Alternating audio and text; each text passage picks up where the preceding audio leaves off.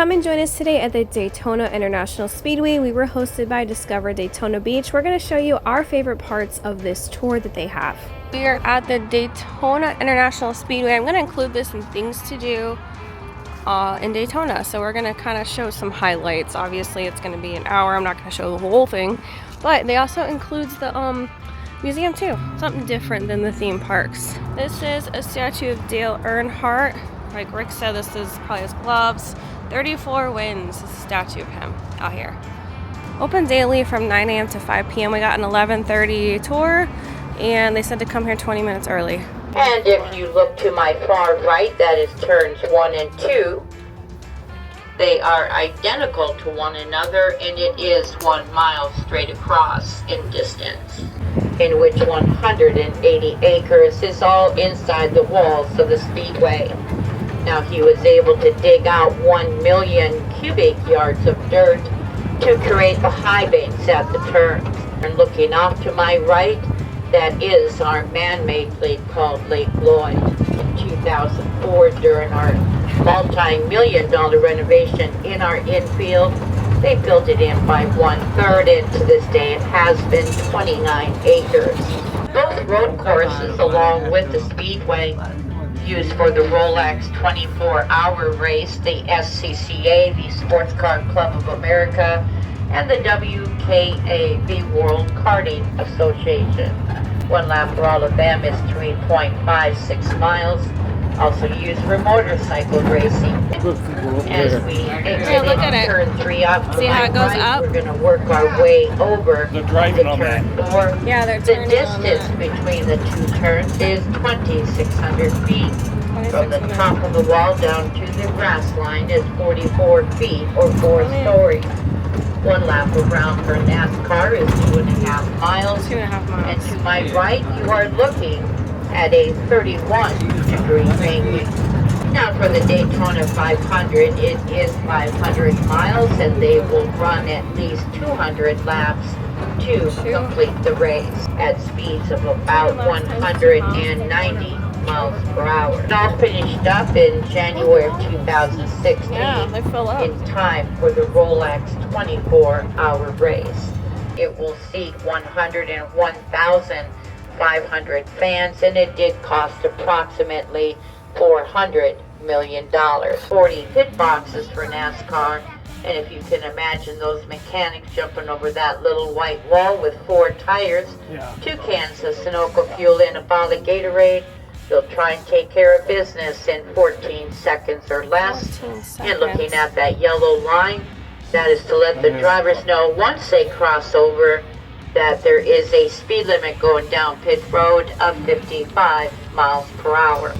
Now we are going to make our first stop at the start and finish line. It does sit on an 18-degree banking and 22 feet up in the air. So we did learn that only 60 days of the year you're able to drive on the actual track, and we just happened to get lucky with the date that we picked. So if you really want to go on the track, because I think it is a really cool experience, I would double check on which days that they go out there. I know they said a lot of days they have something going on in the track and they can't drive on it. But I feel like this tour would be less exciting if you couldn't actually walk on the finish line or go down victory lane. Even if you aren't the biggest fan of NASCAR or you don't know much about it, it still is really neat because you are learning about history. So down this way, I guess this is the Rolex building, correct me if I'm wrong, but this is where victory lane is, where the winners go. This is actually pretty neat. You get to see history over for a fast car. And the tour lady that we had, the tour guide, she had been there, I believe, at least 14 or 16 years, and she was very knowledgeable, and she even answered some questions that we had. They're red and white walls with garage numbers. Now each garage to my right does have a window viewing, also a pass-through below that window. So when you have a fan zone ticket, head over to those 44 cup garages, peek through the windows and watch the different teams. Once I slow down, you can look to my right. Just behind that red Coca-Cola sign is the entrance to the fan zone. Alright, we're gonna go up these escalators, and these are not active cars, they're just for show, she said. Still pretty cool. Also, just a heads up, this is at least a covered and shaded tour for the most part, except stepping out here and there, so that's nice. but you can't go on the track all the time. So I would double check to make sure you can go before you buy tickets. So if you can select a day on one of the days that you're out on the track, I think it is well worth the $30 for adults and $25 for kids. Even my son thought it was really interesting. The first race? I thought you said 1950 something? 1959. 1959. Oh. Yep. That was close. Patty was right. One of these days we may have to check out a race. Let us know if you've been to one and your thoughts and experience. There's 101,500 chairs. And how long? It could go up to over 6 hours? Yeah, it can go over 6 hours depending. 6 hours depending. On weather, depending on wrecks, Yeah. debris, you know, how It's a long fast it takes them time. to clean up.